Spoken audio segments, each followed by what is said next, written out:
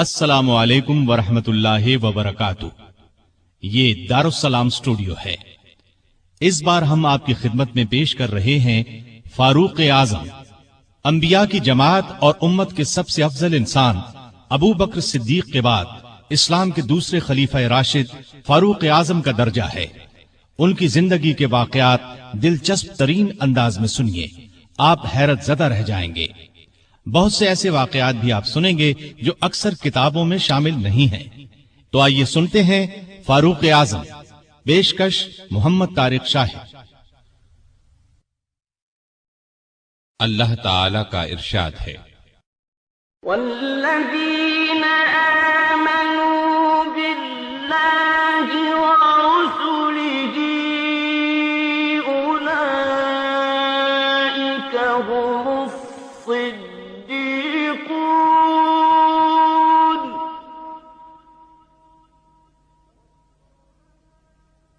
والشہداء عند ربهم لهم أجرهم ونورهم۔ وہ لوگ جو اللہ اور اس کے رسولوں پر ایمان لائے ہیں، یہی تو وہ ہیں جو ان کے پروردگار کے نزدیک صدیق اور شہید ہیں، ان کے لیے اجر اور نور ہے۔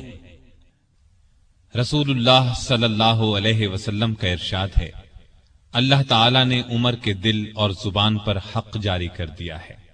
وہ فاروق ہے جس کے ذریعے اللہ تعالی نے حق اور باطل کے درمیان فرق کیا۔ جماعت اصحاب روشن ستارے ہیں، آسمان پر موجود ستاروں کی روشنی کم و بیش ہے۔ یہی مثال صحابہ کرام رضی اللہ عنہم کی ہے، لیکن ہیں سبھی روشن۔ ان میں سب سے نمایاں، سب سے روشن اور سب سے تابناک بہرحال پہلے چار صحابہ رضی اللہ عنہم ہی ہیں۔ یہی پہلے چار اصحاب خلفائے راشدین ہیں۔ عشرہ مبشرہ میں بھی سب سے پہلے انہی کا نام ہے۔ آج ہم آپ کو انوکھی خصوصیات والے انسان کی کہانی سناتے ہیں۔ اللہ کے رسول صلی اللہ علیہ وسلم نے اپنے 10 صحابہ کا نام لے کر فرمایا تھا، میرے یہ 10 صحابہ جنتی ہیں۔ گویا انہیں دنیا ہی میں جنتی ہونے کی بشارت عطا ہوئی۔ ان میں سے ایک سیدنا عمر فاروق رضی اللہ عنہ ہیں۔ انبیاء کی جماعت کے بعد اور مسلمانوں کے پہلے خلیفہ راشد یار غار سیدنا ابو بکر کے بعد اس دنیا میں سب سے زیادہ فضیلت دوسرے خلیفہ راشد سیدنا عمر فاروق ہی کو حاصل ہے۔ نبی صلی اللہ علیہ وسلم نے ان کے بارے میں اس طرح دعا فرمائی تھی، اے اللہ اسلام کو عمر کے ذریعے سے قوت اور عزت دے۔ ان کے زمانے میں اسلامی حکومت 22 لاکھ مربع میل رقبے تک پھیل گئی۔ بعض موقعوں پر ان کی تائید میں آیات نازل ہوئیں۔ ان کی خلافت کا زمانہ بہترین اسلامی حکومت کا زمانہ تھا۔ اتنے بڑے حکمران ہوتے ہوئے دوپہر کے وقت شہر سے باہر گرم زمین پر کوئی پتھر وغیرہ سر کے نیچے رکھ کر قیلولہ کر لیتے تھے۔ ان کے واقعات اس قدر حیرت انگیز ہیں کہ سننے والے دنگ رہ جاتے ہیں۔ بڑے بڑے طاقتور حکمران ان کے نام سے کانپتے تھے، جبکہ خود ان کا یہ حال تھا کہ جسم پر کھردرا لباس ہوتا تھا۔ آپ یقیناً ان کی زندگی کے انوکھے اوراق پڑھنا پسند کریں گے، لیکن آج آپ پڑھنے کی بجائے سن کر دیکھیں، آپ کو ایک عجیب سا فرحت بخش احساس ہوگا۔ سیدنا عمر فاروق رضی اللہ عنہ ہجری سال شروع ہونے سے 40 سال پہلے 583 عیسوی یا 584 عیسوی میں مکے میں پیدا ہوئے۔ نبی کریم صلی اللہ علیہ وسلم ان سے 13 سال پہلے دنیا میں تشریف لا چکے تھے۔ والدین نے نام عمر رکھا، کنیت ابو حفص تھی، لقب فاروق تھا، یعنی حق اور باطل میں فرق کرنے والا۔ یہ لقب انہیں نبی کریم صلی اللہ علیہ وسلم نے عطا فرمایا۔ حضرت عمر کا سلسلہ نسب 8ویں پشت میں نبی کریم سے جا ملتا ہے۔ آپ نے دنیا میں آنکھ کھولی تو مکے میں قریش کی سرداری تھی۔ یہ قبیلہ اسماعیل علیہ السلام کی اولاد سے تھا۔ قریش کے آگے چل کر 10 کے قریب قبیلے بن گئے۔ ان میں نبی کریم بنو ہاشم سے تھے، ابو بکر بنو تیم سے اور عمر فاروق बनु अदी से। 10 के 10 कबीलों के सपुर्द अलग अलग काम थे। मसलन कोई खाना काबा की देखभाल करता था तो कोई हाजियों को पानी पिलाता था, कोई झगड़ों के फैसले करता था। बनु अदी के जिम्मे 2 काम थे। कुरैश को कोई एलची भेजना होता तो ये भेजते थे। दूसरा काम ये था कि 2 ग्रोहों में झगड़ा हो जाता तो बनु अदी का सरदार फैसला करता था। बनु अदी के घर सफा और मरवा पहाड़ियों के दरमियान में थे। उमर यहीं पैदा हुए और परवरिश पाई। उनके वालिद खत्ताब बनु अदी के सरदार थे। जिस जमाने में नबी करीम सल्लल्लाहु अलैहि वसल्लम ने नबूवत का ऐलान किया, खत्ताब फौत हो चुके थे। सैयदना उमर के बचपन के हालात किसी किताब में नहीं मिलते। इतना जिक्र मिलता है कि बड़े हुए तो बाप ने ऊंट चराने पर लगा दिया। ऊंट चराते हुए कभी थक कर बैठ जाते तो बाप मारा करता था। जवानी की उम्र को पहुंचने तक लिखना पढ़ना सीख लिया था। नबी करीम सल्लल्लाहु अलैहि वसल्लम ने जब ऐलान नबूवत किया तो कुरैश में कुल 17 आदमी लिखना पढ़ना जानते थे। इनमें उमर फारूक भी थे। इसके अलावा उन्होंने सिपाहगरी, तेगजनी और घुड़सवारी में कमाल हासिल किया। घुड़सवारी का हाल ये था कि उछलकर घोड़े पर बैठ जाते। कुश्ती का फन भी सीखा। ऊंचे कद के ताकतवर आदमी थे। चोटी के कई पहलवानों से मुकाबले जीते। शायर नहीं थे, अशार पसंद करते थे। तकरीर करने का ढंग भी आता था। मिजाज में गुस्सा और सख्ती थी। जवान होने पर तिजारत का पेशा इख्तियार किया। नबी करीम ने नबूवत का ऐलान किया तो उनकी उम्र 27 साल थी। उस वक्त कुरैश में बहुत ऊंची हैसियत के मालिक थे। मक्के के मुअज्जज लोगों में शुमार होता था। उनके भाई जैद बिन खत्ताब, बहन फातिमा बिनते खत्ताब और बहनोई सईद बिन जैद ने जल्द ही इस्लाम कबूल कर लिया। लेकिन उमर अपने बाप दादा के मजहब पर सख्ती से कायम रहे। डटकर इस्लाम की मुखालिफत की। मुसलमान हो जाने वालों को मारते पीटते थे। मारते पीटते 6 साल गुजर गए, लेकिन उमर किसी एक इंसान को भी इस्लाम से न फेर सके। इस दौरान में कुछ वाकयात ऐसे पेश आए जिनकी वजह से वो सख्त उलझन में पड़ गए। कभी इस्लाम की तरफ माइल होते, कभी मुसलमानों के खिलाफ नफरत महसूस करते। इसकी वजह यह थी कि रसूल करीम सल्लल्लाहु अलैहि वसल्लम के मुताल्लिक कुरैश के काफिरों ने मशहूर कर रखा था कि वो जादूगर हैं। उस जमाने में एक रोज उन्होंने रसूल पाक सल्लल्लाहु अलैहि वसल्लम को हरम शरीफ के अंदर नमाज पढ़ते देखा तो वो आपके पीछे खड़े हो गए। उस वक्त आप सल्लल्लाहु अलैहि वसल्लम कुरान पाक की सूरतुल हाका की बुलंद आवाज में तिलावत कर रहे थे। अल्लाह के कलाम ने उन पर बहुत असर किया। उन्हें यकीन हो गया कि आप न तो जादूगर हैं और न शायर हैं। दिल में इस्लाम के लिए नर्म गोशा पैदा हो गया, लेकिन बाप दादा का मजहब छोड़ने पर अब भी तैयार न हुए। कासिम बिन उस्मान की रिवायत में आया है कि एक दिन तबीयत ने जोश मारा। इरादा किया कि जिस हस्ती की वजह से वो उलझन में हैं, क्यों न उन्हें खत्म कर दें। चुनाचे नंगी तलवार हाथ में लेकर निकले। रास्ते में एक मुसलमान नुआइम बिन अब्दुल्लाह मिल गए। उन्होंने पूछा, खैर तो है, नंगी तलवार लिए कहां जा रहे हैं?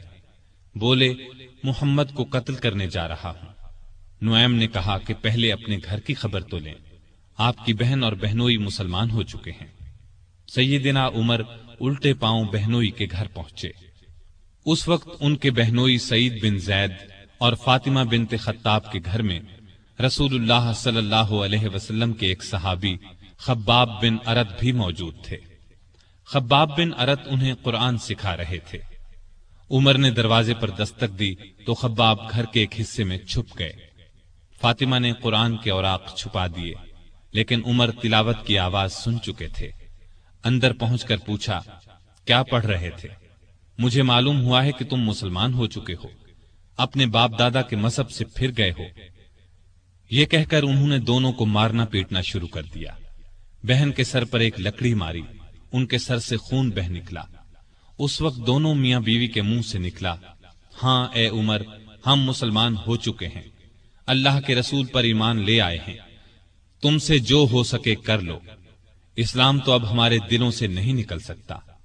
उमर ने बहन का खून देखा और ये अल्फाज सुने तो गुस्सा ठंडा हो गया। बोले, अच्छा, जो तुम पढ़ रहे थे मुझे दिखाओ।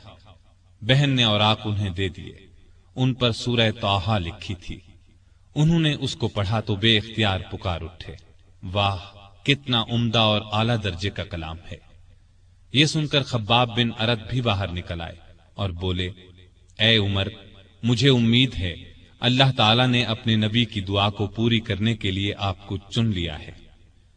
میں نے کل ہی نبی صلی اللہ علیہ وسلم کو یہ دعا کرتے سنا ہے، الہی ابو جہل یا عمر بن خطاب کے ذریعے سے اسلام کو قوت عطا کر۔ پس اے عمر، اللہ کی طرف آؤ، اللہ کی طرف آؤ۔ یہ سن کر سیدنا عمر فاروق نے کہا، مجھے محمد کے پاس لے چلو۔ نبی صلی اللہ علیہ وسلم اس وقت دار ارقم میں تھے۔ عمر رضی اللہ عنہ خباب بن ارت کے ساتھ کمر سے تلوار لٹکائے وہاں پہنچے۔ دروازے پر دستک دی۔ ایک صحابی نے اندر سے ایک جھری میں سے جھانک کر آپ صلی اللہ علیہ وسلم کو بتایا، باہر عمر تلوار کمر سے لٹکائے کھڑے ہیں، نہ جانے کس ارادے سے آئے ہیں۔ آپ کے چچا سیدنا حمزہ رضی اللہ عنہ بھی اس وقت وہاں موجود تھے۔ یہ بہت بہادر تھے، فوراً بولے، انہیں اندر آنے دو، نیک ارادے سے آئے تو ٹھیک، ورنہ انہی کی تلوار سے ان کا سر اڑا دوں گا۔ رسول اللہ صلی اللہ علیہ وسلم نے بھی فرمایا، انہیں آنے دو۔ چنانچہ دروازہ کھول دیا گیا۔ عمر اندر داخل ہوئے۔ آپ صلی اللہ علیہ وسلم اٹھ کر ان کی طرف بڑھے، ان کی چادر کو مٹھی میں دبا کر زور سے کھینچتے ہوئے فرمایا، خطاب کے بیٹے، تم کس ارادے سے آئے ہو؟ سیدنا عمر رضی اللہ عنہ نے عرض کیا، اے اللہ کے رسول، میں اللہ اور اس کے رسول پر ایمان لانے کے لیے حاضر ہوا ہوں۔ اس پر آپ صلی اللہ علیہ وسلم نے زور سے اللہ اکبر فرمایا۔ باقی مسلمانوں نے بھی اللہ اکبر کا نعرہ لگایا۔ اب عمر رضی اللہ عنہ نے کلمہ پڑھا، پھر بولے، اے اللہ کے رسول، کیا ہم حق پر نہیں ہیں؟ آپ نے فرمایا، اس ذات کی قسم جس کے قبضے میں میری جان ہے، تم لوگ حق پر ہو۔ یہ سن کر سیدنا عمر فاروق نے عرض کیا، جب ہم حق پر ہیں اور کافر غلط راستے پر، تو پھر اپنا دین کیوں چھپائیں؟ آپ نے فرمایا، اے عمر، ابھی ہماری تعداد تھوڑی ہے اور تم دیکھ رہے ہو کہ ہم کن حالات سے گزر رہے ہیں۔ سیدنا عمر نے یہ سن کر فرمایا، اس ذات کی قسم جس نے آپ کو نبی بنا کر بھیجا ہے، میں اسلام لانے سے پہلے جن لوگوں میں اٹھتا بیٹھتا تھا، اب مسلمان ہو کر ان کے سامنے جاؤں گا۔ اس پر تمام مسلمان دار ارقم سے 2 صفیں بنا کر نکلے اور کعبے کی طرف روانہ ہوئے۔ ایک صف میں عمر تھے، دوسری میں حمزہ۔ سب نے مسجد حرام میں نماز ادا کی۔ قریش نے یہ دیکھا تو طیش میں آ گئے۔ اس وقت تو کچھ نہ کہا، جب عمر تنہا نظر آئے تو ان پر حملہ کر دیا۔ انہوں نے بھی ڈٹ کر مقابلہ کیا۔ آخر کافر انہیں چھوڑ کر چلے گئے۔ یہ واقعہ نبوت کے 6 سال پیش آیا۔ ایمان لانے کے بعد 6 سال تک مکے میں رہے، پھر دوسرے مسلمانوں کے ساتھ مدینے کی طرف ہجرت کی۔ ایسے میں کفار کو مخاطب ہو کر فرمایا، میں آج مکے سے جا رہا ہوں، کسی میں ہمت ہے تو مجھے روک کر دکھائے۔ کوئی آگے نہ آیا۔ اس طرح آپ قباء پہنچے۔ پھر نبی کریم صلی اللہ علیہ وسلم اور ابو بکر ہجرت کر کے وہاں تشریف لائے۔ مسجد قباء کی تعمیر کے بعد سب نے مدینے کا رخ کیا۔ ہجرت کے وقت سیدنا عمر فاروق کی عمر 40 سال کے قریب تھی۔ اس کے بعد وہ 23 برس اس دنیا میں رہے۔ یہ سارا زمانہ مدینے میں گزارا، مسجد نبوی کی تعمیر میں حصہ لیا۔ آپ صلی اللہ علیہ وسلم نے مہاجرین اور انصار میں بھائی چارہ کرایا تو ادبان بن مالک کو ان کا بھائی بنایا۔ انہوں نے اپنا نصف مکان انہیں دے دیا۔ عبداللہ بن زید نے خواب میں اذان کے الفاظ سنے۔ انہوں نے یہ الفاظ نبی کریم صلی اللہ علیہ وسلم کو سنائے تو آپ صلی اللہ علیہ وسلم نے سیدنا بلال کو حکم دیا، اذان کہیں۔ جو ہی انہوں نے اذان شروع کی، سیدنا عمر فاروق اپنی چادر گھسیٹتے ہوئے آئے اور بولے، اے اللہ کے رسول صلی اللہ علیہ وسلم، اس ذات کی قسم جس نے آپ کو نبی بنا کر بھیجا ہے، میں نے بھی بالکل یہی الفاظ خواب میں سنے ہیں۔ یہ سن کر آپ بہت خوش ہوئے۔ آج تک اذان انہی الفاظ میں دی جا رہی ہے اور قیامت تک دی جاتی رہے گی۔ ہجرت کے دوسرے سال بدر کی لڑائی پیش آئی۔ سیدنا عمر فاروق بھی اس غزوے میں شریک ہوئے۔ اس غزوے میں انہوں نے ایک نامی بہادر عاص بن ہشام کو قتل کیا۔ یہ رشتے میں ان کا ماموں تھا۔ اگلے سال احد کی لڑائی ہوئی۔ سیدنا عمر اس لڑائی میں بھی شریک ہوئے۔ بدر کی لڑائی میں عمر فاروق کی بیٹی سیدہ حفصہ بیوہ ہو گئی تھی۔ नबी करीम सल्लल्लाहु अलैहि वसल्लम की ख्वाहिश पर सैयदना उमर ने उनका निकाह आपसे कर दिया। इस तरह वो रसूल करीम सल्लल्लाहु अलैहि वसल्लम के सुसर बने। उनकी बेटी को मोमिनों की मां का दर्जा हासिल हुआ। हिजरत के 5वें साल शव्वाल में खंदक की लड़ाई पेश आई। सैयदना उमर ने भी खंदक खोदी। खंदक के एक हिस्से की हिफाजत सैयदना उमर के सपुर्द की गई। बाद में उस जगह उनके नाम से मस्जिद तामीर की गई जो आज भी मौजूद है। हिजरत के 6ठे साल नबी करीम सल्लल्लाहु अलैहि वसल्लम ने काबे की जियारत का इरादा फरमाया। आप 1400 सहाबा के साथ रवाना हुए। उनमें सैयदना उमर भी थे। हुदैबिया के मकाम पर काफिरों से जो मुआहदा हुआ तो कुछ दूसरे सहाबा के साथ वो सैयदना उमर पर भी गिरां गुजरा। वो रसूलुल्लाह सल्लल्लाहु अलैहि वसल्लम की खिदमत में हाजिर हुए और अर्ज की, क्या आप अल्लाह के सच्चे नबी नहीं हैं? आपने फरमाया, यकीनन मैं अल्लाह का सच्चा नबी हूँ। कहा, क्या हम हक पर और हमारा दुश्मन बातिल पर नहीं है? आपने फरमाया, हम हक पर और हमारा दुश्मन बातिल पर है। कहा, ए अल्लाह के रसूल, जब हम हक पर और हमारा दुश्मन बातिल पर है तो फिर दबकर क्यों सुलह करें? आपने फरमाया, मैं अल्लाह का रसूल हूँ, अल्लाह के हुक्म के खिलाफ नहीं करता, वही मेरा मददगार है। सैयदना उमर फिर अबू बकर सिद्दीक के पास गए और उनसे भी यही कहा तो उन्होंने फरमाया, ए जवान, बिला शुबा नबी करीम सल्लल्लाहु अलैहि वसल्लम अल्लाह के रसूल हैं। वो अपने रब की नाफरमानी नहीं कर सकते और वही उनका नासिर व मददगार है। बस उनकी रिकाब को थामे रहो, यानी हर मामले में उनकी फरमाबरदारी करो। नबी करीम सल्लल्लाहु अलैहि वसल्लम ने फरमाया, मैं अल्लाह का रसूल हूँ, अल्लाह के हुक्म के खिलाफ नहीं करता, वही मेरा मददगार है। तब जाकर सैयदना उमर को इत्मीनान हुआ। नबी करीम सल्लल्लाहु अलैहि वसल्लम वापस रवाना हुए तो सूरा फतह नासिल हुई। आपने सैयदना उमर को बुलाकर अल्लाह ताला का ये इरशाद सुनाया कि हमने आपको खुली फतह अता की। साथ ही आपने फरमाया, मुझ पर आज ऐसी सूरत नाजिल हुई है जो मुझे इस दुनिया से ज्यादा प्यारी है। सैयदना उमर रजी अल्लाह अन्हु ने हुदैबिया की सुलह के मौके पर जो गुफ्तगू की थी वो खुलूस नीयत पर मबनी थी। फिर भी उन्हें तमाम जिंदगी इस बात का अफसोस रहा कि क्यों उन्होंने इस तरह के सवाल जवाब किए। इसके बदले में उन्होंने बहुत से रोजे रखे, कई गुलाम आजाद किए और बहुत सी नफल नमाजें पढ़ी। हिजरत के 7वें साल खैबर की लड़ाई हुई। इसमें भी सैयदना उमर रजी अल्लाह अन्हु शरीक थे। ज़िक़ाद 7 हिजरी में नबी सल्लल्लाहु अलैहि वसल्लम उम्रे के लिए तशरीफ ले गए। 2000 मुसलमान आपके साथ थे। सैयदना उमर भी उनमें शामिल थे। ज़ाते सलासिल की जंग में भी शरीक हुए। सलासिल जगह का नाम है, या उस मकाम पर कबीला जुजाम का एक चश्मा था जिसका नाम सलसल था।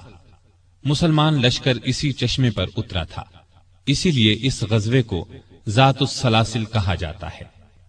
8 हिजरी 10 रमजान को रसूलुल्लाह सल्लल्लाहु अलैहि वसल्लम 10,000 हथियारबंद सहाबा के साथ मदीने से मक्के की तरफ रवाना हुए। उनमें सैयदना उमर भी शामिल थे। मक्के से कुछ फासले पर आप सल्लल्लाहु अलैहि वसल्लम ने पड़ाव डाला। इस मैदान का नाम अब वादिये फातिमा है। कुरैश के सरदार अबू सुफियान ने 2 आदमियों को हालात मालूम करने के लिए भेजा। फिर अबू सुफियान खुद नबी करीम सल्लल्लाहु अलैहि वसल्लम की खिदमत में हाजिर हुए। ऐसे में सैयदना उमर रजी अल्लाह अन्हु ने अर्ज किया, ए अल्लाह के रसूल, मुझे इजाजत दें, मैं अबू सुफियान का सर उड़ा दूं।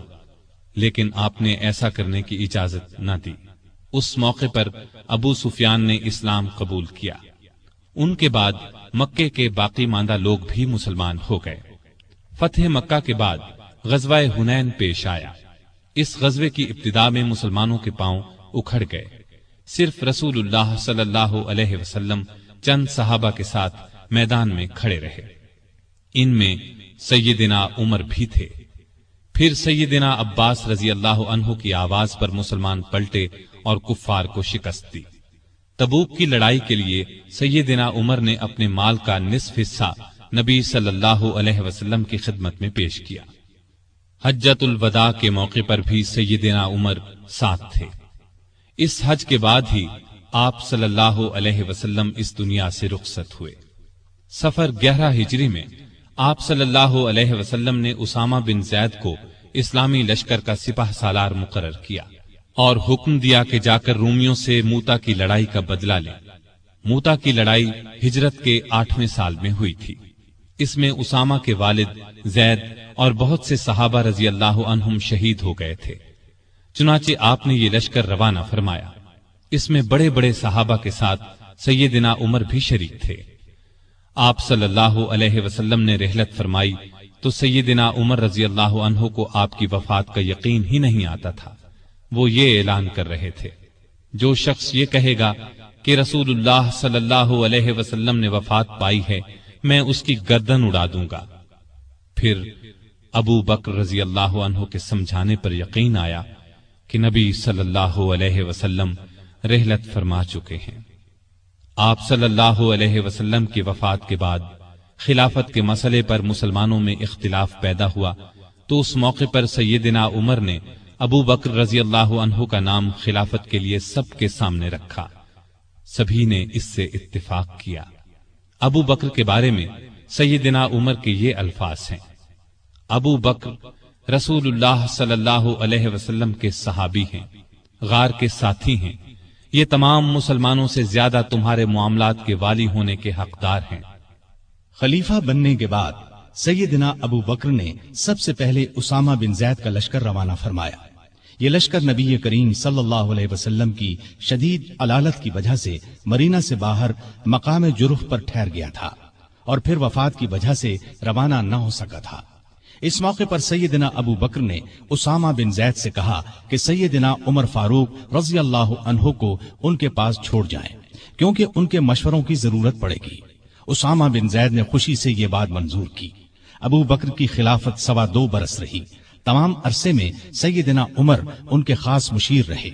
اس دوران میں سیدنا عمر نے سیدنا ابو بکر کو مشورہ دیا کہ قرآن کو ایک جگہ جمع کر دیا جائے۔ انہوں نے یہ مشورہ اس لیے دیا کہ یمامہ کی لڑائی میں قرآن مجید کے حافظ بہت سے صحابہ شہید ہو گئے تھے۔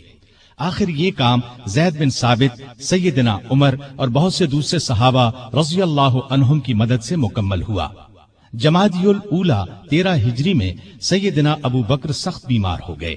بچنے کی امید نہ رہی تو انہوں نے خلافت کے بارے میں چند بڑے بڑے صحابہ سے مشورہ کیا۔ خود انہوں نے سیدنا عمر کا نام تجویز کیا۔ بعض صحابہ نے اس پر کہا کہ وہ مزاج کے بہت سخت ہیں۔ اس پر ابو بکر نے فرمایا، جب ان پر خلافت کا بوجھ پڑے گا تو نرم ہو جائیں گے۔ اس طرح تمام مسلمانوں کا سیدنا عمر کی خلافت پر اتفاق ہو گیا۔ سیدنا ابو بکر نے آخر وقت میں سیدنا عمر کو یہ وصیت کی کہ عراق میں مسلمان ایرانیوں سے لڑ رہے ہیں، ان کے لیے فوراً مدد بھیجی جائے۔ اس وصیت کے بعد 22 جمادی الاخری کو سیدنا ابو بکر نے وفات پائی۔ تمام مسلمانوں نے خوشی سے سیدنا عمر کی بیعت کر لی۔ اس طرح وہ مسلمانوں کے دوسرے خلیفہ راشد بنے۔ خلیفہ بنتے ہی انہوں نے ابو بکر کی وصیت کے مطابق عراق کی طرف ایک لشکر روانہ کیا۔ ابو عبیدہ رضی اللہ عنہ کو لشکر کا سالار مقرر فرمایا اور اس طرح مسلمانوں کی عظیم الشان فتوحات کا سنہری دور شروع ہوا۔ Iraq, Madain, Hulwan, Jazira, Khuzestan, Nahavand, Isfahan, Hamadan, Azerbaijan, Tabaristan, Armenia, Fars, Kerman, خراسان، سیستان، مکران، دمشق، ہمس، لازقیہ، یرموک، قنسرین، حلب، انطاکیہ اور بیت المقدس فتح ہوئے۔ بیت المقدس کی فتح کا واقعہ کچھ اس طرح ہے کہ مجاہدین اسلام نے قریباً 3 سال میں سارا شام فتح کر لیا۔ اب فلسطین کے صرف 2 بڑے شہر رہ گئے تھے، بیت المقدس جسے یروشلم بھی کہا جاتا ہے اور قیصاریہ۔ اس زمانے میں فلسطین شام ہی کا حصہ تھا۔ 16 ہجری میں مسلمانوں نے دوسری لڑائیوں سے فارغ ہو کر بیت المقدس کا محاصرہ کر لیا۔ اس شہر میں ابراہیم علیہ السلام، اسحاق علیہ السلام، سلیمان علیہ السلام، عیسیٰ علیہ السلام اور دوسرے نبیوں کی بہت سی یادگاریں ہیں۔ رسول اللہ صلی اللہ علیہ وسلم کی بھی معراج کے سفر میں پہلی منزل یہی تھی۔ مسلمانوں کا پہلا قبلہ بھی یہی تھا۔ نہ صرف یہودی اور عیسائی بلکہ مسلمان بھی اس کی بہت عزت کرتے تھے اور کرتے ہیں۔ مسلمانوں نے جب بیت المقدس کا محاصرہ کیا تو شہر کے باشندوں نے شہر کے دروازے بند کر لیے۔ चंद दिन तो इस तरह गुजरे, फिर उन्होंने मुसलमानों के सिपह सालार अबू उबैदा बिन जर्राह को पैगाम भेजा कि हम शहर मुसलमानों के हवाले करने के लिए तैयार हैं, लेकिन शर्त यह है कि मुसलमानों के खलीफा खुद यहाँ आएं और सुलह का मुआहदा करें। अबू उबैदा बिन जर्राह ने ये बात सैयदना उमर को लिख भेजी। खलीफा सानी सैयदना उमर ने सहाबा से मशवरा करके वहां जाने का फैसला किया। आपने रजब 16 हिजरी में हजरत अली रज़ियल्लाहु अन्हु को अपना कायम मकाम बनाया और रवाना हो गए। उस वक्त दुनिया के बड़े बड़े हुक्मरान उनका नाम सुनकर कांपते थे, लेकिन अपने वक्त के सबसे बड़े हाकिम के सफर का हाल ये था कि चंद बुजुर्ग सहाबा के सिवा उनके साथ कोई नहीं था। फौज, न खेमे, न कारे, न झंडे, एक ऊंट पर सवार थे। उस पर सत्तू और खजूर के 2 थैले लादे हुए थे। एक तरफ पानी की मश्क लटक रही थी। रास्ते में खाने का वक्त आता तो सब मिलकर खा लेते। आपका लिबास बहुत मामूली सा था। बैतुल मक़दिस के करीब पहुंचे तो सहाबा ने मशवरा दिया कि लिबास तब्दील कर ले। कीमती पोशाक पेश की, लेकिन आपने वो लिबास पहनने से इनकार कर दिया और फरमाया, अल्लाह ने हमें जो इज्जत दी है वो इस्लाम की वजह से है और हमारे लिए यही काफी है। गरज इसी हालत में शहर में दाखिल हुए। ईसाइयों ने शहर आपके हवाले कर दिया। मुसलमानों ने वहां एक मस्जिद बनाई, उसका नाम मस्जिद उमर रखा। ये आज भी मौजूद है और अब तक मस्जिद उमर कहलाती है। 14 हिजरी में मुसलमानों ने हिम्स को फतह कर लिया था। 17 हिजरी को रोम के बादशाह हिरकल ने हिम्स मुसलमानों से छीनने के लिए समुंदर के रास्ते फौज भेजी। इस फौज ने हिम्स का मुहासरा कर लिया। जजीरे के लोगों ने भी हिरकल को ऐसा करने पर उकसाया था। चुनाचे जजीरे से भी 30,000 फौज आकर हिरकल की फौज से मिल गई। सैयदना अबू उबैदा बिन जर्राह रजी अल्लाह अन्हु ने इन हालात की इत्तिला सैयदना उमर फारूक को भेजी तो उन्होंने उनकी मदद के लिए मजीद फौज रवाना की। दूसरी तरफ सुहैल बिन अदी की सरकर्दगी में एक फौज जजीरे की तरफ रवाना कर दी। खुद भी मदीने से चलकर दिमश्क आ गए ताकि नजदीक से तमाम हालात पर नजर रख सकें। सुहैल बिन अदी जजीरे की तरफ बढ़े तो जजीरे से हिम्स की तरफ रवाना होने वाली फौज को अपने घर की फिक्र पड़ गई। वो हिरकल की फौज का साथ छोड़कर वापस जजीरे चले गए। उधर अबू उबैदा बिन जर्राह ने खालिद बिन वलीद के मशवरे से शहर से निकलकर हिरकल की फौज पर हमला कर दिया। घमसान की लड़ाई के बाद रोमियों ने बदतरीन शिकस्त खाई। 4000 रोमियों ने इस्लाम कबूल कर लिया, 4000 मारे गए और बाकी भाग निकले। इस लड़ाई के बाद फिर कभी हिरकल को शाम पर चढ़ाई की जुर्रत न हुई। 18 हिजरी में इराक में ताउन की वबा फैली। इसमें बड़े बड़े सहाबा फौत हो गए। चंद एक के नाम ये हैं।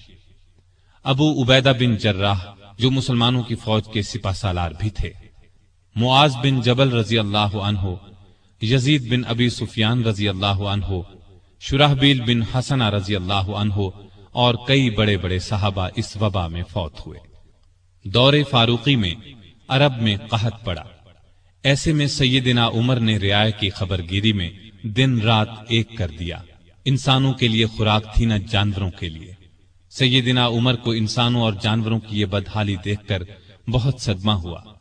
उन्होंने बैतुल माल में जितना गल्ला था सब मुसलमानों में तकसीम कर दिया। जो नकदी थी वो भी मुसलमानों में तकसीम कर दी। तमाम सूबों के हाकिमों को खत लिखे कि फौरन ज्यादा से ज्यादा गल्ला रवाना करो। चुनाचे अबू उबैदा बिन जर्राह ने शाम के इलाके से 4000 ऊंट गले से लदे हुए भेजे। अम्र बिन आस ने मिस्र से समुंदर के रास्ते बहरी जहाज रवाना किए। उनमें हर जहाज पर 6000 मन गल्ला लदा हुआ था।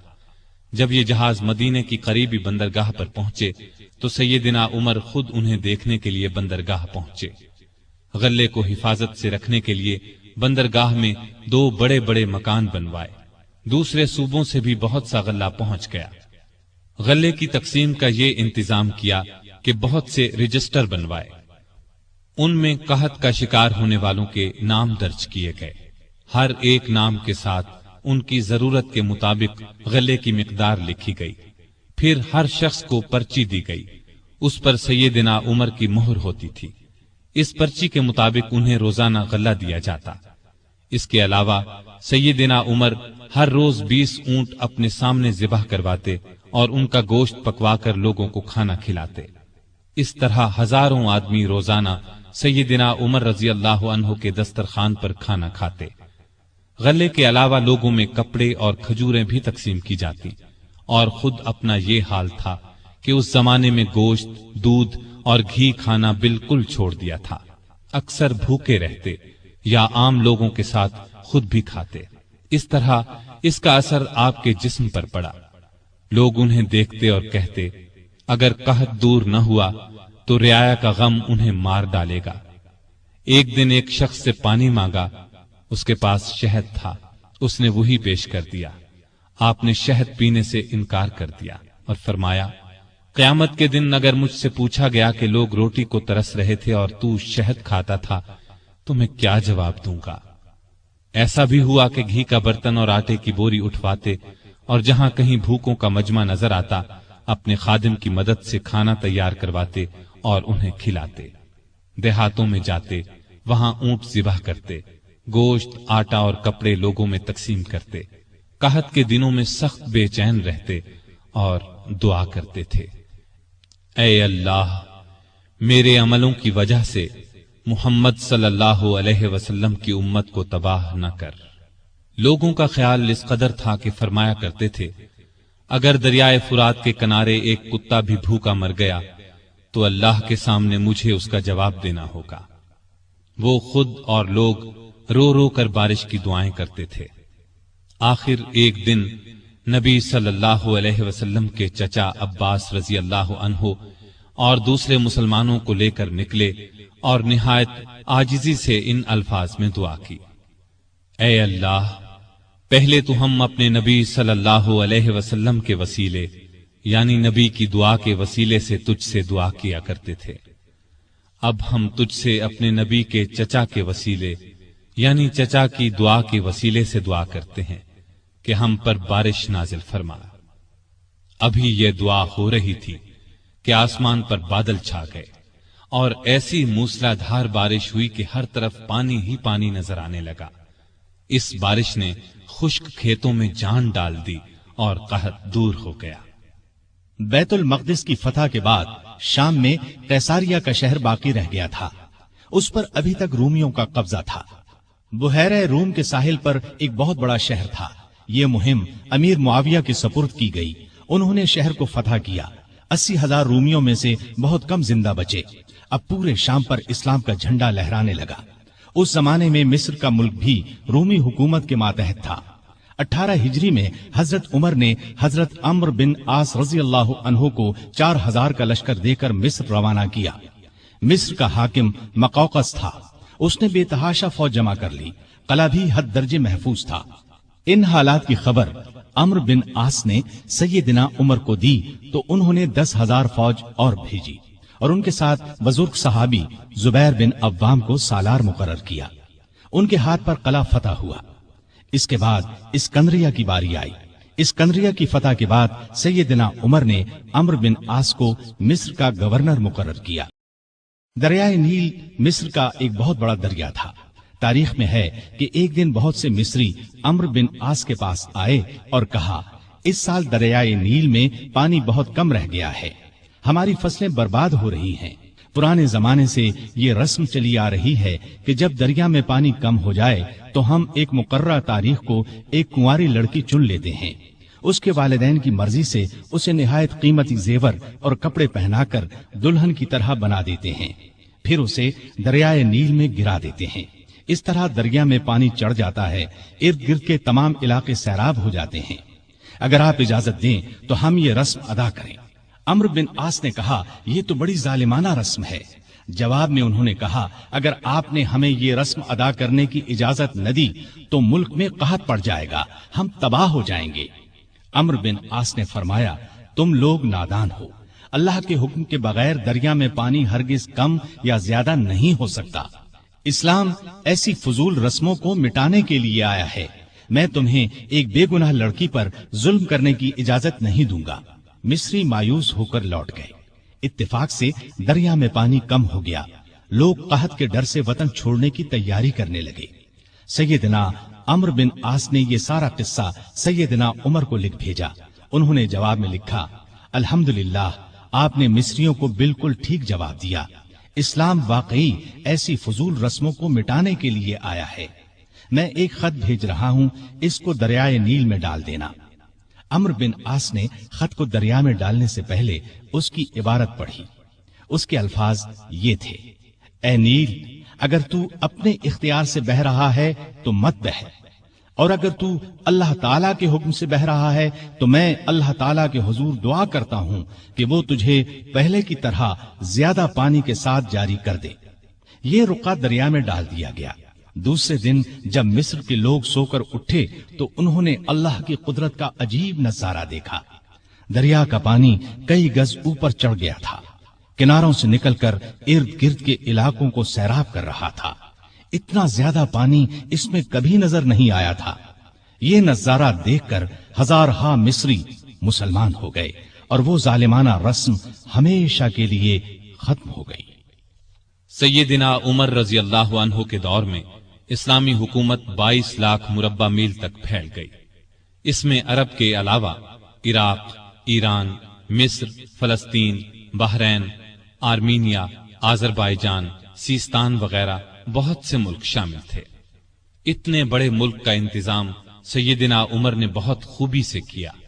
इस्लामी सल्तनत को सूबों में तकसीम कर दिया, फिर हर सूबे को बहुत से जिलों में तकसीम किया। आमतौर पर एक सूबे में 10 से लेकर 20 तक जिले होते थे। मुल्क का इंतजाम सहाबा किराम रजी अल्लाह अन्हुम के मशवरे से करते थे। मशवरा करने के लिए उन्होंने एक मजलिस बनाई। उसमें सूझबूझ रखने वाले बड़े बड़े जलीलुल कद्र सहाबा शामिल थे। इस मजलिस को मजलिस शूरा कहा जाता था। इसके इजलास मस्जिद नबवी में होते थे। हर सूबे का एक गवर्नर मुकर्रर किया जाता था। खुद बिल्कुल सादा जिंदगी बसर करते थे। यही हिदायत गवर्नरों को थी। ओहदेदारों की निगरानी खुद करते थे। हज के जमाने में चारों तरफ से आए हुए लोगों से उनके गवर्नरों के हालात पूछते। लोग बेधड़क शिकायत करते। लोगों के सामने इस किस्म का खुतबा देते, लोगों, तुम पर जो लोग हाकिम मुकर्रर किए गए हैं वो इसलिए नहीं भेजे गए कि तुम्हें मारें पीटें और तुम्हारा माल छीन लें, बल्कि उन्हें मैं इसलिए भेजता हूं कि वो तुम्हें रसूलुल्लाह सल्लल्लाहु अलैहि वसल्लम के तरीके सिखाएं। अगर किसी ने इसके खिलाफ किया है तो मुझसे बयान करो ताकि मैं उसका बदला लूं। लोगों को आम इजाजत थी कि वो किसी वक्त भी अपनी शिकायत पेश कर सकते थे। एक मर्तबा मिस्र के एक गरीब शख्स ने शिकायत की कि गवर्नर के बेटे ने बिला वजह उसे पीटा है। आपने बाप बेटे को बुलवा लिया। जब दोनों आ गए तो सैयदना उमर ने उस गरीब को कोड़ा देकर फरमाया, जितने कोड़े उसने तुम्हें मारे थे उतने ही तुम इसे मारो। उस गरीब ने कोड़े मारने शुरू किए। जब तादाद पूरी हो गई तो उमर ने फरमाया, अब 2-4 कोड़े गवर्नर को भी मारो। लेकिन उस गरीब ने ऐसा करना पसंद न किया। जजीरे के गवर्नर के बारे में इत्तला मिली कि वो बारीक लिबास पहनते हैं। दरवाजे पर दरबान भी मुकर्रर कर रखा है। आपने उन्हें फौरन बुलवा लिया। उनके कपड़े उतरवाकर बालों का बुना हुआ कुर्ता पहना दिया और बकरियों का एक रेवड़ मंगवाकर उन्हें हुक्म दिया कि जंगल में जाओ और इन बकरियों को चराओ। गवर्नर का नाम इयाज बिन गनम था। वो रसूलुल्लाह सल्लल्लाहु अलैहि वसल्लम के सहाबी थे, एक सूबे के गवर्नर थे। इसलिए जब उन्होंने कहा कि वो आइंदा ऐसा लिबास नहीं पहनेंगे तो उमर ने उन्हें मुआफ कर दिया और ओहदे पर वापस भेज दिया। इयाज बिन गनम जब तक जिंदा रहे मोटा लिबास पहनते रहे। फिर उन्होंने कभी बारीक लिबास पहना न दरवाजे पर दरबान रखा। खालिद बिन वलीद रजी अल्लाह अन्हु इस्लाम के बहुत बड़े जर्नैल थे। उन्होंने 20 लड़ाइयां लड़ी। बड़ी बड़ी हुकूमतों के लश्कर उनके मुकाबले में न ठहर सके। सैयदना उमर के जमाने में जब खालिद बिन वलीद फतूहात पर फतूहात हासिल कर रहे थे तो ऐन इस हालत में उमर ने उन्हें सिपह सालारी से माजूल कर दिया। जब लोगों ने वजह पूछी तो उन्होंने फरमाया, मुसलमान ये ख्याल करने लगे थे कि ये फतूहात खालिद बिन वलीद की वजह से हो रही हैं, जबकि फतूहात हमें अल्लाह ताला की मेहरबानी से हो रही हैं। आपके जमाने में چونکہ اسلامی حکومت بہت پھیل گئی تھی، لگاتار فتوحات کی وجہ سے مال غنیمت بھی بہت زیادہ آنے لگا تھا، اس لیے آپ نے 15 ہجری میں بیت المال قائم کر دیا۔ اس میں زکوٰۃ، خراج، جزیہ، مال غنیمت وغیرہ جمع ہوتا تھا اور مسلمانوں میں تقسیم کیا جاتا تھا۔ یتیموں، غریبوں اور بیواؤں کو اس میں سے وظیفے دیے جاتے تھے۔ ضرورت مندوں کو قرض بھی دیا جاتا تھا۔ جنگی ضروریات پر بھی خرچ کیا جاتا تھا۔ آمدنی اور خرچ کے معاملے میں حد درجہ احتیاط کرتے تھے۔ سیدنا عثمان نے ایک دن انہیں چلچلاتی دھوپ میں بھاگتے دیکھا۔ پوچھنے پر انہوں نے بتایا کہ بیت المال کا ایک اونٹ گم ہو گیا ہے، اس کو تلاش کر رہا ہوں۔ بحرین سے ایک مرتبہ مشک آیا، یہ انتہائی قیمتی خوشبو تھی۔ اس کو مسلمانوں میں تقسیم کرنے کے لیے آدمی کی تلاش ہوئی جو یہ کام اچھی طرح کر سکے۔ سیدنا عمر کی زوجہ محترمہ عاتقہ نے کہا کہ یہ کام میں کر سکتی ہوں۔ سیدنا عمر نے فرمایا، نہیں، میں تمہیں اس کی اجازت نہیں دے سکتا، اس لیے کہ تمہاری انگلیوں پر جو مشک لگ جائے گا وہ تم اپنے کپڑوں پر لگا لو گی، اس طرح عام مسلمانوں سے زیادہ تمہارے حصے میں آئے گا۔ ایک مرتبہ بیمار ہو گئے، لوگوں نے علاج کے طور پر شہد تجویز کیا۔ بیت المال میں شہد موجود تھا لیکن آپ نے لینا گوارا نہ کیا۔ آخر لوگوں کو جمع کیا گیا، جب سب نے اجازت دے دی تب شہد دیا۔ آپ نے عدل و انصاف کا بہترین نمونہ دنیا کو دکھایا۔ اللہ سے ڈرنے والے قاضی مقرر کیے، ان کی تنخواہیں مقرر کی، انہیں حکم دیا کہ تمام فیصلے قرآن اور حدیث کے مطابق کیے جائیں۔ قرآن اور حدیث میں حکم نہ ملے تو جس رائے پر عالموں کا اتفاق ہو اس کے مطابق فیصلہ دیا جائے۔ انہوں نے کوفہ میں شریح کو قاضی مقرر کیا، ان کے فیصلے بہت مشہور ہوئے۔ امیر المومنین کے خلاف بھی فیصلے دے دیتے تھے۔ سیدنا علی نے بھی انہیں اپنے دور میں قاضی کے عہدے پر قائم رکھا۔ قبیلہ غسان کے بادشاہ جبلہ نے اسلام قبول کر لیا۔ وہ حج کرنے کے لیے آیا، اس کی چادر پر ایک غریب بدو کا پاؤں آ گیا۔ اس نے بدو کو زور سے تھپڑ دے مارا، بدو کی ناک کی ہڈی ٹوٹ گئی۔ وہ سیدنا عمر کی خدمت میں حاضر ہو گیا، انصاف کا طلبگار ہوا۔ سیدنا عمر نے جبلہ کو بلا بھیجا، وہ حاضر ہوا تو آپ نے اسے کہا، تم نے اس غریب مسلمان سے زیادتی کی ہے، لہذا بدلہ دو۔ یہ غریب تمہیں اس جگہ تھپڑ مارے گا جس جگہ اس کے منہ پر تھپڑ لگا ہے۔ ہاں، اگر تم اس سے معافی مانگ لو اور یہ معاف کر دے تو اور بات ہے۔ جبلہ نے کہا، مجھے ایک دن کی مہلت دی جائے تاکہ میں غور کر سکوں۔ جبلہ کو ایک دن کی مہلت مل گئی۔ وہ وہاں سے فرار ہو کر شام چلا گیا اور دوبارہ عیسائی مذہب اختیار کر لیا۔ ایک مرتبہ حج کے موقع پر ایک شخص نے گورنر کی شکایت کی کہ اس نے مجھے بے قصور 100 کوڑے مارے ہیں۔ سیدنا عمر رضی اللہ عنہ نے شکایت درست پائی تو حکم دیا، تم بھی اسے 100 کوڑے مارو۔ ایک عیسائی کسان نے شکایت کی کہ اس کے کھیتوں سے مسلمان فوج گزری ہے جس سے اس کا نقصان ہوا ہے۔ آپ نے بیت المال سے اسے 10,000 درہم دینے کا حکم دیا۔ سیدنا عمر فاروق نے عام لوگوں کو منع کر دیا کہ وہ شریعت کے کسی مسئلے پر اپنا فیصلہ دیں۔ اس کام کے لیے انہوں نے فتوے جاری کرنے کا محکمہ قائم کیا۔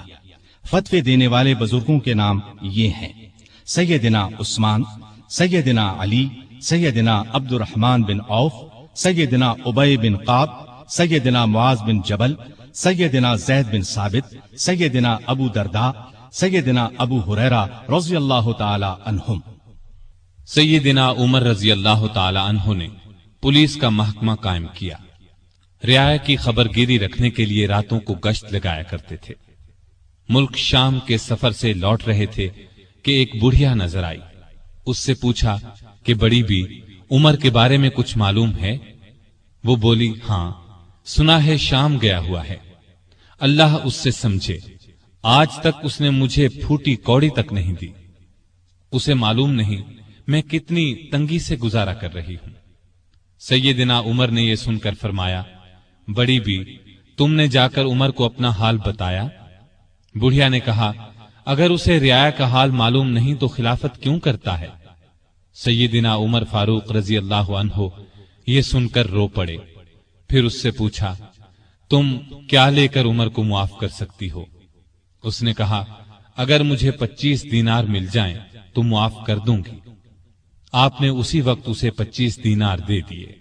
وہ خوش ہو کر دعائیں دینے لگی، اللہ عمر کو معاف کرے، اس پر اپنی رحمت نازل کرے۔ بعد میں سیدنا عمر رضی اللہ عنہ نے اس کا وظیفہ مقرر فرما دیا۔ ایک رات گشت کے دوران میں چند بچوں کے رونے کی آواز سنی۔ معلوم ہوا کہ بچے بھوکے ہیں اور ماں نے انہیں بہلانے کے لیے ہانڈی میں صرف پانی ڈال کر آگ جلا رکھی ہے۔ آپ اسی وقت خادم اسلم کے ساتھ بیت المال گئے، آٹا، گوشت، گھی اور کھجوریں نکال کر خادم سے فرمایا، یہ تمام چیزیں میری کمر پر رکھ دو۔ اسلم نے عرض کیا، آپ کیوں تکلیف کرتے ہیں، میں اٹھا لیتا ہوں۔ آپ نے فرمایا، نہیں، قیامت کے دن میرا بوجھ تم نہیں اٹھاؤ گے۔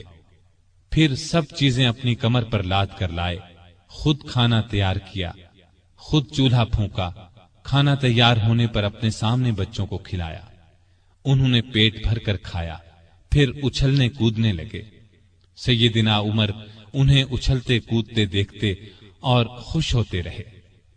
عورت نے ان سے کہا، اللہ تمہیں نیک بدلہ دے، امیر المؤمنین بننے کے لائق تو تم ہو، نہ کہ سیدنا عمر۔ سیدنا عمر فاروق رضی اللہ عنہ یہ سن کر مسکرائے، پھر واپس مدینہ آئے اور اس عورت کا وظیفہ مقرر کر دیا۔ ایک روز شام کے وقت مدینے کے باہر ایک قافلہ اترا۔ سیدنا عمر نے عبد الرحمن بن عوف رضی اللہ عنہ کو ساتھ لیا اور رات بھر قافلے کا پہرا دیتے رہے۔ ایک قافلے میں ایک ننھے بچے کو روتے دیکھا تو اس کی ماں پر ناراض ہوئے کہ بچے کو دودھ کیوں نہیں پلاتی۔ وہ آپ کو پہچانتی نہیں تھی، کہنے لگی، امیر المؤمنین نے حکم دیا ہے کہ جب تک بچے ماں کا دودھ پیتے رہیں بیت المال سے ان کا وظیفہ مقرر نہ کیا جائے۔ میں اس کا دودھ چھڑا رہی ہوں تاکہ وظیفہ لگ جائے۔ یہ ہے اس کے رونے کی وجہ۔ سیدنا عمر یہ سن کر روئے، پھر اعلان کر دیا کہ جس دن کوئی بچہ پیدا ہوگا اس کا وظیفہ اسی دن سے مقرر ہو جائے گا۔ ایک مرتبہ لوگوں کو کھانا کھلا رہے تھے، ایک شخص کو بائیں ہاتھ سے کھانا کھاتے دیکھا۔ نزدیک جا کر اس سے کہا، دائیں ہاتھ سے کیوں نہیں کھاتے؟ اس نے کہا، میرا دایاں ہاتھ موتا کی لڑائی میں کٹ گیا تھا۔ یہ سن کر سیدنا عمر رونے لگے، اس کے پاس بیٹھ گئے اور بولے، افسوس، تمہیں وضو کون کراتا ہوگا؟ پھر اس کی خدمت کے لیے ایک خادم دیا اور ضرورت کی چیزیں اس کے گھر بھجوائیں۔ ایک رات گشت کے دوران میں ایک عورت کی آواز سنی۔ وہ اپنی بچی سے کہہ رہی تھی، دودھ میں پانی ملا دے۔ بیٹی نے یہ سن کر کہا، ماں، امیر المؤمنین کا حکم ہے کوئی دودھ میں پانی نہ ملائے۔ ماں نے یہ سن کر کہا، باتیں نہ بنا، پانی ملا۔ امیر المؤمنین کون سا دیکھ رہے ہیں؟ لڑکی نے کہا، امیر المؤمنین تو نہیں دیکھ رہے، مگر اللہ تو دیکھ رہا ہے۔ سیدنا عمر نے ماں بیٹی کی یہ گفتگو سنی تو اپنے خادم سے کہا، اس گھر کو اچھی طرح پہچان لو۔ دوسرے دن ان کے بارے میں پتہ کروایا۔ انہیں لڑکی کی ایمانداری اس قدر پسند آئی کہ اپنے بیٹے عاصم کے لیے رشتہ مانگ لیا۔ اس طرح یہ شادی ہوئی۔ بنو امیہ کے عمر بن عبدالعزیز رحمت اللہ علیہ اسی خاتون کے نواسے تھے۔ انہیں عدل و انصاف، سادگی، پرہیزگاری کی وجہ سے دوسرا عمر کہا جاتا ہے۔ ان کا دور بہترین دور ہوا۔ مدینے کی ایک بے سہارا اندھی عورت کے گھر کی صفائی امیر المومنین خود کیا کرتے تھے۔ رسول اللہ صلی اللہ علیہ وسلم کے ایک صحابی سعید بن یربوک کی آخری عمر میں بینائی جاتی رہی۔ ان کے لیے ایک خادم مقرر کیا جو انہیں مسجد تک لاتا تھا۔ راستہ چلتے ایک عورت نے سیدنا عمر فاروق کو روک لیا اور کہا، میں رسول اللہ صلی اللہ علیہ وسلم کے صحابی خفاف بن ایما کی بیٹی ہوں۔ شوہر فوت ہو گیا ہے، چھوٹے چھوٹے بچے ہیں، کوئی زمین بھی نہیں ہے، بچوں کو گھر میں چھوڑ کر محنت مزدوری بھی نہیں کر سکتی کہ بچوں کو کوئی نقصان نہ پہنچ جائے۔ حضرت عمر نے اس کی پوری بات توجہ سے سنی اور فرمایا، تم تھوڑی دیر یہیں ٹھہرو۔ یہ کہہ کر گھر گئے۔ واپس لوٹے، ایک موٹے تازے اونٹ پر بہت سا سامان لدا ہوا ساتھ لائے۔ اس پر کپڑے اور نقد رقم بھی تھی۔ اس عورت سے فرمایا، یہ اونٹ لے جاؤ، جب ختم ہو جائے تو بتا دینا۔ جہاد پر جانے والے مسلمانوں کے گھر والوں کا بہت خیال رکھتے تھے. ان کے گھروں میں جا کر ان کی عورتوں سے کہتے تمہیں بازار سے کچھ منگوانا ہو تو میں لا دیتا ہوں. بیوہ عورتوں کا پانی بھر دیتے. مجاہدین کے خط آتے تو یہ خط خود ان کے گھروں میں پہنچاتے، ان سے جواب لے کر مجاہدین کو بھجواتے. بیت المال سے حاجت مندوں کو دیتے. راستوں میں چوکیاں بنوائیں تاکہ رستے محفوظ ہو جائیں. شہروں میں مہمان خانے بنوائے. ملک میں جگہ جگہ نہریں کھدوائیں جن سے آپاشی آسان ہو گئی. سڑکیں اور پل بنوائے. نئے شہر بسائے. قریباً 4000 مسجدیں تعمیر کروائیں. حرم کعبہ کو وسیع کروایا. مسجد نبوی کو وسیع کروایا. مردم شماری کا نظام رائج کیا. سکہ جاری کیا. سن ہجری قائم کیا. جنگوں کا سلسلہ بڑھا تو فوجی نظام قائم کیا. فوجیوں کی تنخواہیں مقرر کی. مجاہدین کے بیوی بچوں اور غلاموں کے لیے وظیفے مقرر کیے. فوج کو 2 حصوں میں تقسیم کیا. ایک باقاعدہ فوج جو ہمیشہ محاذوں پر رہتی تھی. دوسری رضاکار فوج. یہ لوگ عموماً گھروں میں رہتے تھے. ضرورت پڑنے پر انہیں محاذ پر بھیجا جاتا. ان کی تنخواہیں باقاعدہ فوج سے کم تھیں. ملک میں جگہ جگہ فوجی چھاونیاں قائم کی. چھاونیوں کے ساتھ استبل تعمیر کروائے. ان میں 4-4 ہزار گھوڑے تیار رہتے تھے. اونٹ بھی موجود رہتے. فوج کے ساتھ خزانچی، طبیب، جراح، غنیمت کے مال کا حساب رکھنے والے، دوسری زبانیں جاننے والے اور دشمن کی جاسوسی کرنے والے بھی رہتے تھے. فوج کی تعلیم کا بھی انتظام کیا. فوج کو یہ ہدایات تھیں کہ دشمن سے جو عہد کرو اس کو پورا کرو. بچوں، عورتوں، بوڑھوں اور راہبوں کو قتل نہ کرو. مال غنیمت میں خیانت نہ کرو. آبادیوں کو ویران نہ کرو. پھلدار درختوں کو نہ کاٹو. جو لوگ جنگ میں قیدی بنا لیے جائیں انہیں ان کے قریبی رشتہ داروں سے جدا نہ کرو. لڑائی میں مارے جانے والوں کے ہاتھ پاؤں، ناک کان نہ کاٹو. قرآن اور حدیث کی تعلیم عام کر دی. سیدنا عمر خود بہت بڑے فقیہ تھے. انہوں نے تمام علاقوں میں فقیہ مقرر کیے. لوگ ان سے دینی مسائل پوچھتے تھے. ان کے زمانے میں اسلام کی بہت اشاعت ہوئی. غیر مسلموں سے اچھے سلوک کی وجہ سے بھی اسلام بہت تیزی سے پھیلا. انصاف کا دامن کسی قیمت پر نہیں چھوڑتے تھے. شام میں مسلمانوں کو مسجد بنانے کے لیے ایک زمین کی ضرورت پیش آئی. زمین ایک یہودی کی تھی. مسلمانوں نے زمین اس سے خریدنا چاہی لیکن یہودی نے انکار کر دیا. مسلمانوں نے زبردستی زمین پر قبضہ کر کے مسجد بنا لی. یہودی نے سیدنا عمر سے شکایت کی. سیدنا عمر فاروق نے حکم دیا کہ مسجد ناجائز طریقے سے بنائی گئی ہے. اسلام اس کی اجازت نہیں دیتا. مسجد کو گرا کر زمین یہودی کو دے دی جائے. چنانچہ زمین یہودی کو واپس دے دی گئی. اس نے اس جگہ اپنا مکان بنا لیا. سیدنا عمر فاروق رضی اللہ عنہ دعا کیا کرتے تھے کہ اے اللہ مجھے اپنی راہ میں شہادت نصیب فرما. مجھے اپنے رسول کے شہر میں موت دے. خلافت کی 11ویں سال اللہ تعالیٰ نے ان کی یہ دونوں دعائیں پوری کر دیں. ذی الحج 23 ہجری میں حج کے لیے مکہ گئے. آپ جب حجر اسود کو بوسہ دیتے تو کہتے تھے اے حجر اسود، میں جانتا ہوں کہ تو ایک پتھر ہے. تو نہ نفع دے سکتا ہے اور نہ نقصان. اگر میں نے رسول اللہ صلی اللہ علیہ وسلم کو تیرا بوسہ لیتے ہوئے نہ دیکھا ہوتا تو میں تیرا بوسہ نہ لیتا. یہ سیدنا عمر کی توحید کا کمال نمونہ ہے. حج سے فارغ ہو کر اس مہینے کی آخری تاریخوں میں واپس لوٹے. جمعے کے دن مسجد میں خطبہ دیا جو بہت طویل تھا. اس میں لوگوں کو بہت نصیحتیں کی. اس خطبے میں آپ نے ایک خواب کا ذکر کیا اور فرمایا میں سمجھتا ہوں میری موت کا وقت آ پہنچا ہے.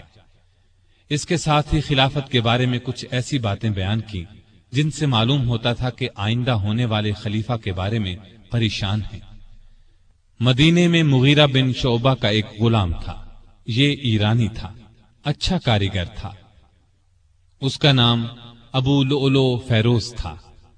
ایک دن سیدنا عمر سے شکایت کی کہ میں دن بھر کام کر کے جو کچھ کماتا ہوں میرا آقا اس میں سے بہت زیادہ رقم لے لیتا ہے، اس میں کمی کرا دیں. سیدنا عمر نے پوچھا تم کون سا کام جانتے ہو؟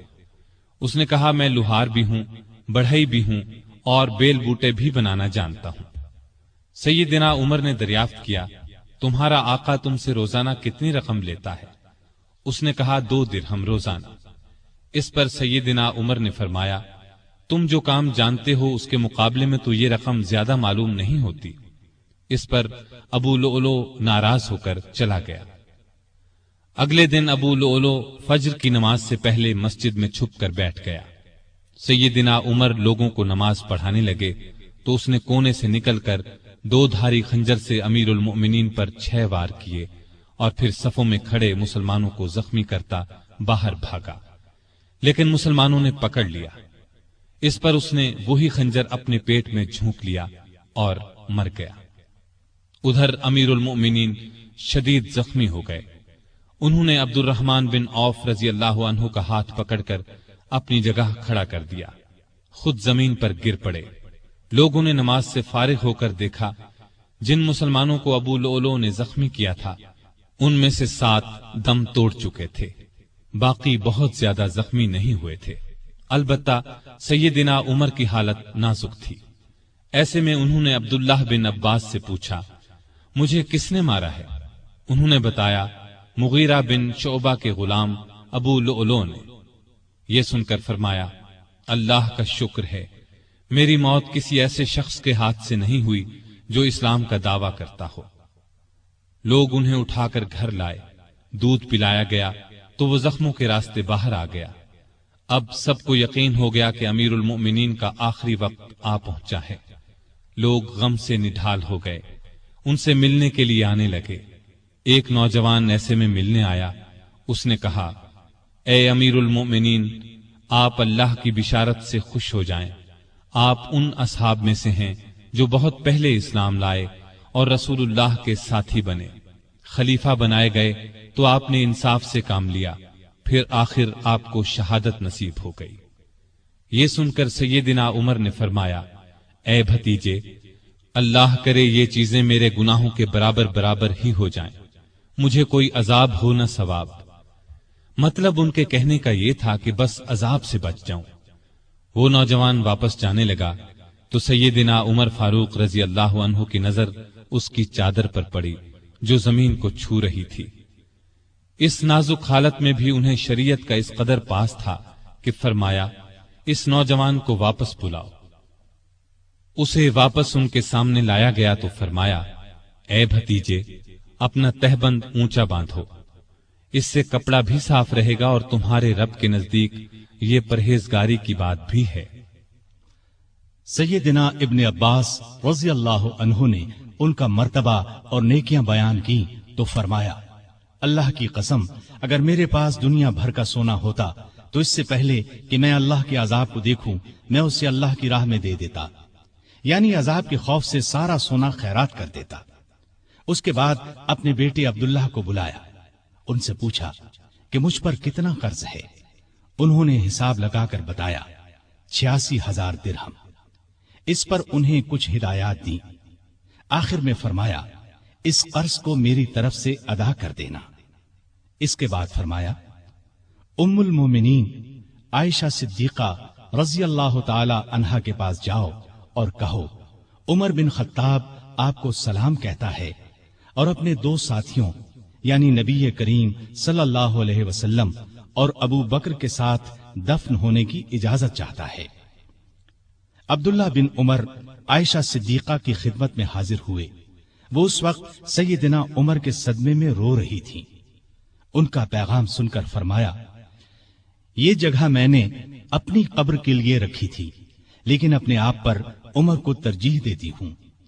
سیدنا عبداللہ یہ جواب سن کر واپس آئے اور سیدنا عمر کو ان کا جواب بتایا۔ آپ نے اللہ کا شکر ادا کیا، پھر فرمایا، میں مر جاؤں تو میرا جنازہ اٹھا کر وہاں لے جانا اور انہیں سلام کر کے ایک بار پھر عرض کرنا، عمر بن خطاب اجازت طلب کرتا ہے، اگر اجازت دے دیں تو مجھے اندر لے جا کر دفن کر دینا، اور اگر انکار کر دیں تو عام مسلمانوں کے قبرستان میں دفن کر دینا۔ حالت جب زیادہ نازک ہو گئی تو فرمایا، خلافت کا حقدار عثمان، علی، زبیر، عبد الرحمن بن عوف اور سعد بن ابی وقاص رضی اللہ عنہم سے زیادہ کسی کو نہیں سمجھتا۔ رسول اللہ صلی اللہ علیہ وسلم بھی وفات تک ان سے خوش تھے۔ ان میں سے جسے خلیفہ چن لیا جائے اس کی اطاعت کرنا۔ پھر اپنے بعد ہونے والے خلیفہ کو وصیت کی کہ مہاجرین اور انصار سے اچھا سلوک کرنا، جو لوگ ہماری پناہ میں آ گئے ان کی جانوں اور مالوں کی حفاظت کرنا، ان سے کیے ہوئے ہر عہد کو پورا کرنا۔ آپ 27 ذی الحج 23 ہجری کو زخمی ہوئے۔ 3 دن بعد یکم محرم 24 ہجری کو وفات پائی اور شہادت کے درجے پر فائز ہوئے۔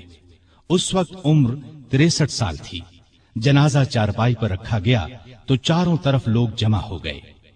سیدنا علی رضی اللہ عنہ آئے تو فرمایا، اللہ آپ پر رحم فرمائے، آپ نے کوئی ایسا شخص نہیں چھوڑا کہ اللہ کے سامنے جانے کے لیے مجھے اس کے عمل آپ کے عمل سے زیادہ پسند ہو۔ اللہ کی قسم مجھے امید تھی کہ اللہ آپ کو آپ کے دونوں ساتھیوں کے ساتھ رکھے گا، اس لیے کہ میں اکثر رسول اللہ صلی اللہ علیہ وسلم کو اس طرح فرماتے ہوئے سنا کرتا تھا، میں گیا اور ابو بکر و عمر گئے، میں داخل ہوا اور ابو بکر و عمر داخل ہوئے، میں نکلا اور ابو بکر و عمر نکلے۔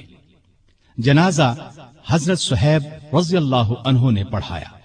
حضرت علی، عثمان، سعد بن ابی وقاص اور عبد الرحمن بن عوف رضی اللہ عنہم نے قبر میں میت کو اتارا اور اسلام کے اس بہت بڑے فرزند کو ہمیشہ کے لیے رسول اللہ صلی اللہ علیہ وسلم اور سیدنا ابو بکر رضی اللہ عنہ کا ساتھ نصیب ہو گیا ہے۔ سیدنا عمر رضی اللہ عنہ نے کئی شادیاں کی، ان سے 8 یا 9 لڑکے، 4 یا 5 لڑکیاں ہوئیں۔ مشہور بیویوں کے نام یہ ہیں: زینب بنت مزعون رضی اللہ عنہا، عاتقہ بنت زید رضی اللہ عنہا، ام حکیم بنت حارث رضی اللہ عنہا، ام کلثوم بنت علی رضی اللہ عنہا۔ اولاد میں سے حفصہ، عبداللہ، عبید اللہ اور عاصم رضی اللہ عنہم بہت مشہور ہیں۔ حفصہ رضی اللہ عنہا کو رسول اللہ صلی اللہ علیہ وسلم کی پاک بیویوں میں شامل ہونے کا شرف حاصل ہے، وہ ام المومنین کہلائی۔ آپ میں اللہ کا خوف انتہا کو پہنچا ہوا تھا، عبادت کا شوق بھی بے حد تھا، راتوں کو جاگ کر نفل پڑھا کرتے تھے۔ قرآن کریم کی جن آیات میں قیامت کا ذکر ہے ان کو پڑھتے وقت بہت روتے۔ تراویح کی نماز کو انہوں نے باجماعت کرایا، ان کے دور سے آج تک تراویح باجماعت ادا کی جاتی ہے۔ آپ میں بردباری حد درجے کی تھی، دوسروں کی نکتہ چینی کو صبر اور حوصلے سے برداشت کرتے تھے۔ آپ نے ایک وقت میں کبھی دسترخوان پر 2 سالن جمع نہ کیے۔ رسول اللہ صلی اللہ علیہ وسلم اور ابو بکر رضی اللہ عنہ کا بھی یہی معمول تھا۔ نبی کریم صلی اللہ علیہ وسلم سے آپ کو انتہا درجے کی محبت تھی۔ آپ صلی اللہ علیہ وسلم پر اپنی جان قربان کرنے کے لیے ہر دم تیار رہتے تھے۔ کوئی رسول اللہ صلی اللہ علیہ وسلم کی شان میں ذرا سی گستاخی کرتا تو اس کی گردن اڑانے پر تیار ہو جاتے۔ ایک بار سیدنا عمر فاروق رضی اللہ عنہ نے فرمایا، اے اللہ کے رسول، مجھے آپ سے اپنی جان سے بھی زیادہ محبت ہے۔ نبی کریم صلی اللہ علیہ وسلم نے سیدنا عمر فاروق رضی اللہ عنہ کو دنیا ہی میں جنتی ہونے کی بشارت دی۔ سیدنا عمر فاروق رضی اللہ عنہ کے چند اقوال یہ ہیں: بزرگ بننے کے لیے علم حاصل کرو۔ جو آدمی خود کو عالم کہے وہ جاہل ہے، جو خود کو جنتی کہے وہ جہنمی ہے۔ جس سے تمہیں نفرت ہے اس سے ڈرتے رہو۔ بڑھاپے سے پہلے جوانی اور موت سے پہلے بڑھاپے کو غنیمت جانو۔ سب سے بری آوازیں 2 ہیں، نوحہ اور راگ یعنی گانا۔ کم بولنا دانائی، کم کھانا صحت، کم سونا عبادت اور عام لوگوں سے کم ملنا عافیت ہے۔ توبہ کی تکلیف سے گناہ کا چھوڑنا آسان ہے۔ برا چاہنے والوں کی دوستی سے پرہیز کرنا ضروری ہے۔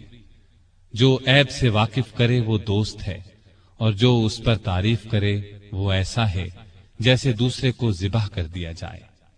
سلامتی گمنامی میں ہے۔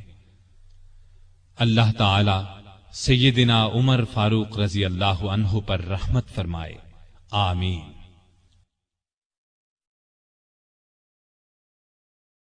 سامعین محترم، ابھی آپ دارالسلام اسٹوڈیو لاہور پاکستان سے سن رہے تھے فاروق اعظم۔ دارالسلام اسٹوڈیو تلاوت قرآن مجید، ترجمہ سیرت النبی، قصص الانبیاء، صحابہ کرام، ائمہ اعظام اور محدثین کے حالات و واقعات، نیز نماز، روزہ، حج اور دیگر عبادات کا صحیح طریقہ، بچوں اور عورتوں کے لیے انتہائی دلچسپ اور سچی کہانیاں، اور وہ سب کچھ جس سے نئی نسل کی تربیت اسلامی خطوط پر ہو سکے، آڈیو کیسٹ اور سیڈیز میں پیش کر رہا ہے۔ دارالسلام اسٹوڈیو دارالسلام پبلشرز اینڈ ڈسٹریبیوٹرز کا ایک حصہ ہے، جو اسلامی کتب کی اشاعت کا بین الاقوامی ادارہ ہے، جس کا ہیڈ آفس سعودی عرب کے دارالحکومت ریاض میں واقع ہے، جس کے مینیجنگ ڈائریکٹر جناب عبد المالک مجاہد ہیں۔ دارالسلام کا دنیا کے 27 ملکوں میں نیٹ ورک ہے۔ پاکستان میں اس کا ایڈریس نوٹ کر لیں: دارالسلام اسٹوڈیو، 50 لوور مال، نزد MAO کالج، لاہور۔ فون 7240024، 7232400 اور 7120054، فیکس 7354072۔ یہ پیشکش تھی محمد طارق شاہد کی۔